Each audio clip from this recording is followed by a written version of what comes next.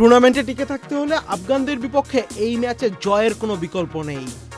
Do or die এই ম্যাচে টসে জিতে ব্যাটিংয়ের সিদ্ধান্ত নেয় টাইগার কাপ্তান লিটন দাস। ব্যাট হাতে টাইগারদের শুরুটাও হয় দুর্দান্ত। পাওয়ার প্লের 6 ওভারে টাইগাররা সংগ্রহ করে বিনা উইকেটে 59 রান।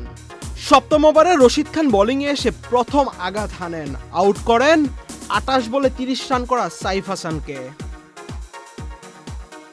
10 ওভার শেষে টাইগারদের সংগ্রহ দাঁড়ায় 1 উইকেটে 87 রান।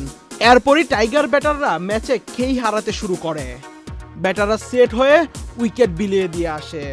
শেষ পর্যন্ত 20 ওভার শেষে টাইগাররা সংগ্রহ করে 5 উইকেটে 154 রান। প্রথম 10 ওভারে 87 রান করা বাংলাদেশ শেষ 10 ওভারে 9 উইকেট হাতে থাকা সত্ত্বেও স্কোরবোর্ডে যোগ করতে পারল মাত্র 67 রান। এলএমই সার্টিফাইড বিশ্বসেরা কপারে তৈরি ওয়ালটন কেবলস, যা আপনার স্থাপনাকে রাখবে সব সময় নিরাপদ।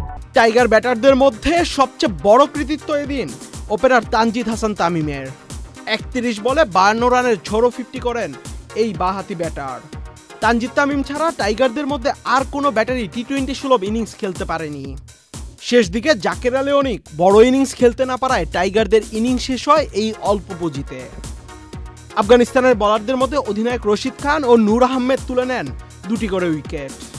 ডু অর ডাই এই ম্যাচে বাংলাদেশের জয় তুলে নিতে হলে বোলারদের করতে হবে অসাধারণ কিছু।